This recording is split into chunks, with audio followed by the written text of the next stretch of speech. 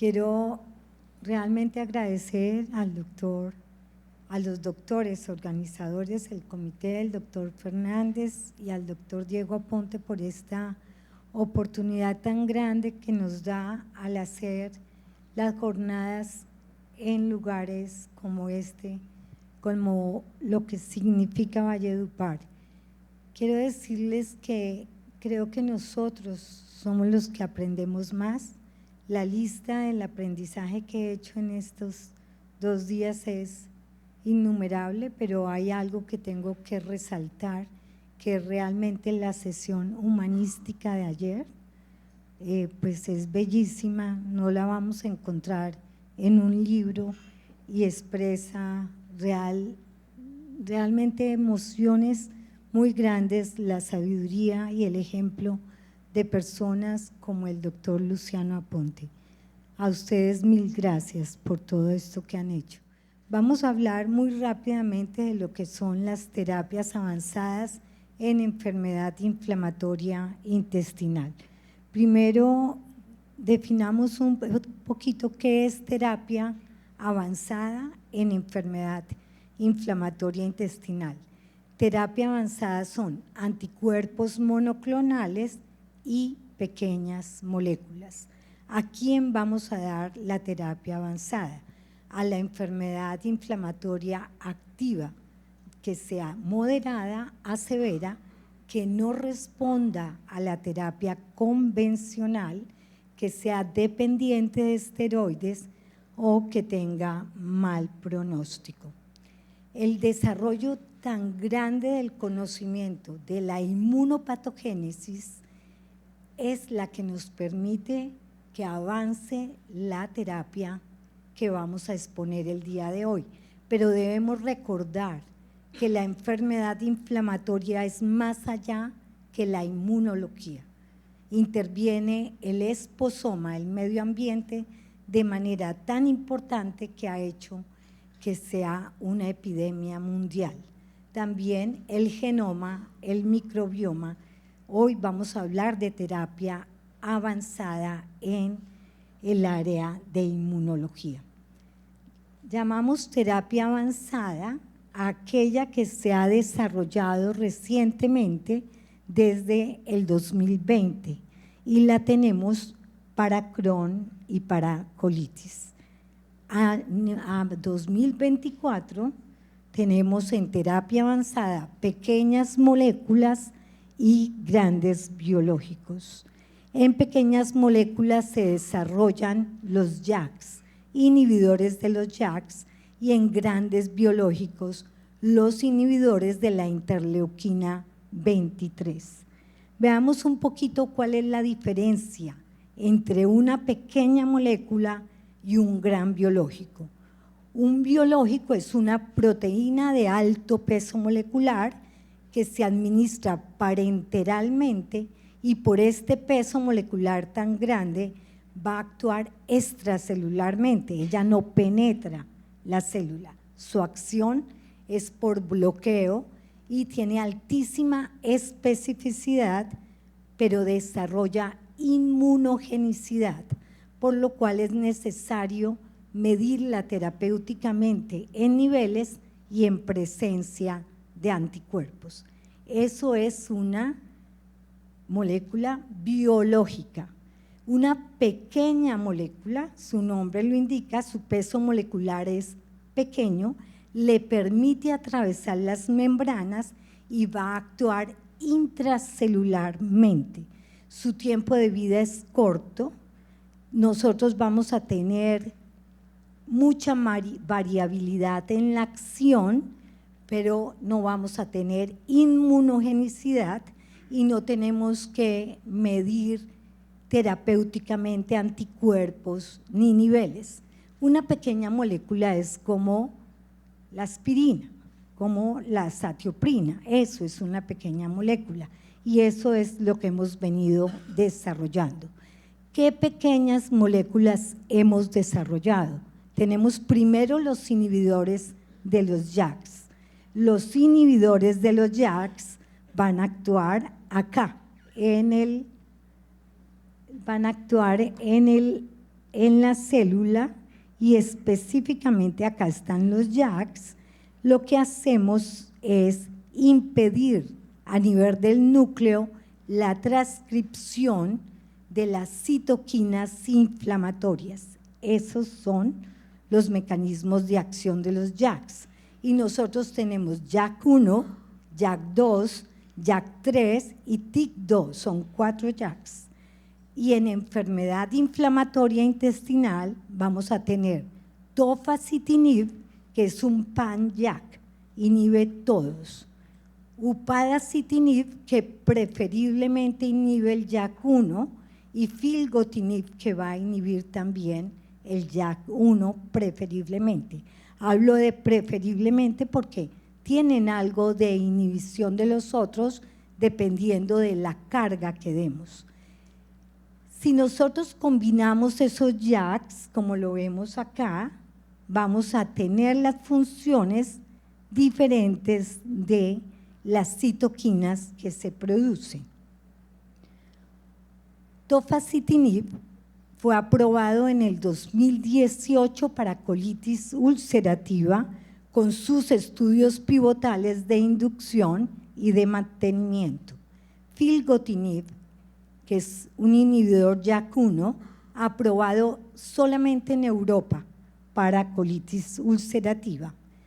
Y upadacitinib, que es un inhibidor JAK1, está aprobado para colitis ulcerativa con sus estudios pivotales que muestran una altísima eficiencia para inducir remisión y para el mantenimiento de la remisión. Y upadacitinib es el único JAK, inhibidor de los JAKs, aprobado para enfermedad de Crohn en el mundo. Entonces, es importante recordar que tiene estudios pivotales que demuestran eficacia en enfermedad de Crohn también. Si resumimos, los JAKs estarían aprobados para colitis ulcerativa y Crohn solamente upadacitinib. Son excelentes en el paciente que no ha recibido biológicos, pero son muy eficaces en ese grupo de pacientes tan difícil de manejar, que es el paciente al cual ya le hemos dado terapia biológica previa, como los anti-TNF o vedolizumab, y no nos ha respondido. Tienen acción en artritis y upadacitinib tiene evidencia y está aprobado para dermatitis atópica.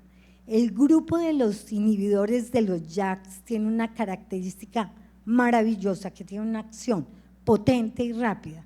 Entonces se posicionan en colitis ulcerativa aguda severa. Tofacitinib y upadacitinib. No ha demostrado esta misma acción filgotinib. Esto es un mecanismo que nos ayuda muchísimo en la práctica clínica. El segundo grupo de pequeñas moléculas aprobado actualmente son aquellas moléculas que inhiben el tráfico de los leucocitos y que van a antagonizar el receptor 1P. Veamos a ver qué es el receptor 1P. El receptor 1P está localizado en los ganglios linfáticos e impide que los linfocitos pasen a la circulación. Y dentro de estos antagonistas están muy recientemente aprobados en el mundo, están aprobados para colitis ulcerativa y en estudio para enfermedad de Crohn. El primero fue ozanimod y el segundo, etrasimod, aprobado a finales del 2023. Estas estrategias de impedir el tráfico de linfocitos se estudian de manera eficiente para ser combinados con otras terapias biológicas que, como sabemos, es una estrategia futura para el manejo, o yo diría que ya presente, para el manejo de la enfermedad inflamatoria intestinal. Si resumimos, entonces, los antagonistas de los receptores S1P, están posicionados para el manejo de colitis ulcerativa, pero al contrario de los inhibidores de los JAKs, más en moderada que en severa. No es un perfil para manejo de una enfermedad grave como si lo tienen los JAKs. En segunda línea, es decir, cuando ya no nos responden a otros biológicos, casi no nos ayudan. Podrían ayudar, pero son lentos. No los podemos optimizar tampoco. Son dos perfiles muy diferentes de pequeñas moléculas. Pasando a los grandes biológicos que vimos que son moléculas que actúan extracelularmente, lo nuevo son los inhibidores de la interleuquina 23. Es muy importante ver que hay múltiples mecanismos que nos dicen que tenemos que inhibir esta interleuquina. Uno de los más importantes es que en inflamatoria tenemos sobreexpresión de la interleuquina 23 y además es casi la única molécula que tiene una expresión en el genoma en enfermedad inflamatoria intestinal. Teníamos ustekinumab que actúa sobre la P40. Al inhibir la P40, inhibe la interleuquina 12 y la 23. Los nuevos grandes biológicos van a inhibir solamente la P19, son selectivos para inhibir la interleuquina 23. Están aprobados para enfermedad de Crohn, risankizumab, el primero y único aprobado hasta el día de hoy, con sus estudios pivotales, pero se encuentran en vías de aprobación brazikumab, guselkumab y mirikizumab para enfermedad de Crohn.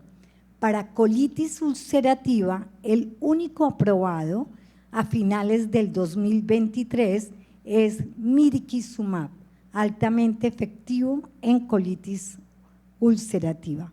En estudio, guselkumab y risankizumab.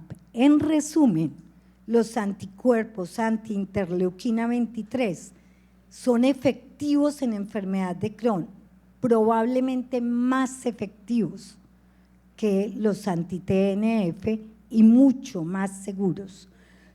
La eficacia es superior a ustekinumab, es superior además en los pacientes que no responden a anti-TNF y son eficaces en los que no responden a ustekinumab. En colitis ulcerativa tiene una clara eficacia y una clara seguridad. Conociendo ya las nuevas terapias avanzadas, tenemos que posicionarlas dentro de nuestro manejo. ¿Y cómo hacemos para posicionar? No tenemos medicina de precisión que nos diga este paciente requiere esto y esto. Entonces vamos a las características del medicamento y a las características del paciente. Para ver el medicamento lo primero que vemos es eficacia y para tener datos de eficacia tenemos los estudios cabeza a cabeza, los metaanálisis y los datos de vida real. Y algo que es importantísimo en el mundo actual de la medicina, que es la efectividad comparada de los medicamentos, que son los metaanálisis en red. Y en colitis ulcerativa tenemos que tomar todos los medicamentos anteriores, colocar los nuevos que tenemos, que son ozanimod, upadacitinib, etrasimod y mirikizumab, y ponerlos en los metaanálisis y sacar conclusiones en dos grupos grandes de pacientes.